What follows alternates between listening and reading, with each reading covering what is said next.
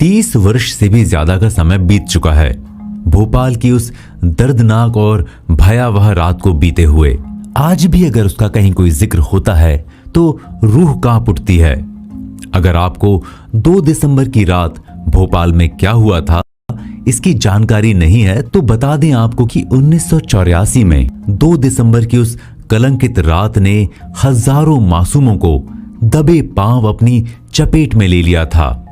Union carbide नाम का कारखाना जो भोपाल में स्थित है, इससे एक जहरीली गैस के रिसाव के कारण पूरे शहर में मौत का तांडव मच गया था।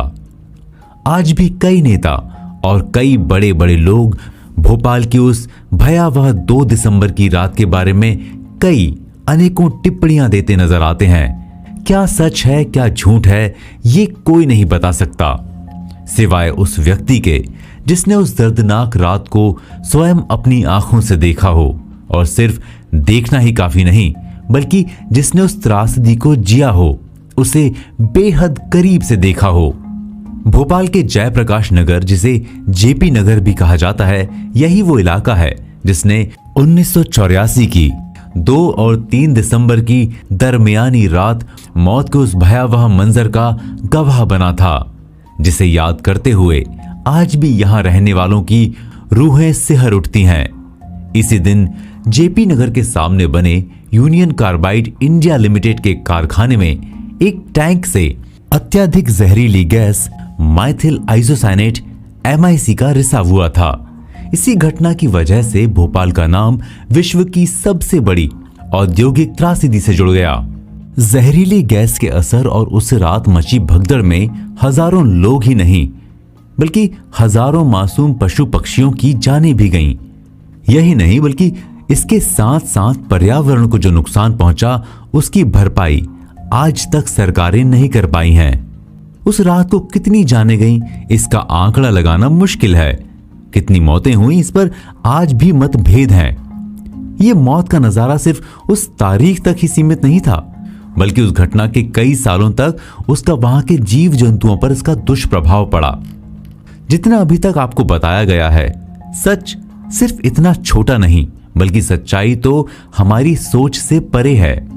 उस रात क्या क्या हुआ था, किसकी कितनी मदद की गई थी या मदद की भी गई थी या नहीं, ये सिर्फ उस घटना पर मौजूद वो व्यक्ति ही बता सकता है जिसने इस घटना को बहुत ही गहराई से और करीब से देखा हो। आप अंदाजा भी नहीं लगा सकते उस अंधेरी रात में अपनी जान बचाकर भागते हुए उन मासूम लोगों का जिनके चारों ओर मौत मंडरा रही थी। कई मासूमों को क्या ही पता था कि उनके साथ क्या होने वाला है। वो तो अनजान अपनी अपनी झुग्गी झोपड़ियों में रात का खाना वो भी जैसे तैसे मेहनत से कुछ कमा कर खाया था। उसके बाद जब वो सोने जाएंगे तो कभी उठेंगे ही नहीं। कई छोटे छोटे बच्चे जिनका भी दुनिया देखना बाकी था, दुनिया देखने से पहले ही वो जहरीली गैस उनके शरीर में घुसकर उनको हमेशा के लिए एक गहरी मौत की नींद सुला देगी, क्या पता था उनको। बात सिर्फ यहीं खत्म नहीं हो जाती। इस घटना के पहले और इस घटना के बाद दोनों समय ही बहुत महत्वपूर्ण रहे।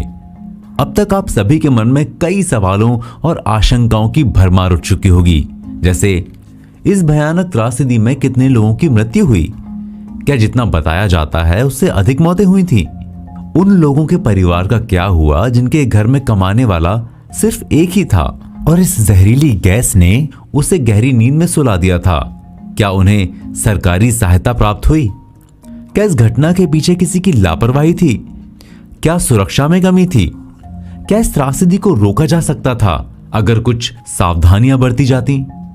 उस घटना के बाद कारखाने का क्या हुआ, कैसे कारखाने आबादी वाली जगह पर चलाना सही है। इस ऑडियो में हम भोपाल गैस त्रासदी के असली सच से आप सबको रूबरू कराएंगे और उस रात के भयानक दृश्य से आपको परिचित कराएंगे। ज्यादातर लोगों को यह जानकारी नहीं होती है क्योंकि सही जानकारी के लिए सही सूत्रों की ही कमी है। आप हमारे साथ बने रहिए और जानिए भोपाल गैस त्रासदी से जुड़ी कुछ ऐसी अनकही बातें और घटनाएं जो आपको हैरान करके रख देंगी, जिनके बारे में आपने शायद ही कहीं पढ़ा और सुना होगा। लेखक भोपाल शहर के बारे में बताते हुए कहते हैं कि भोपाल शहर ताल तलैयों और शिखरों का एक मनोरम शहर है। आपकी जानकारी के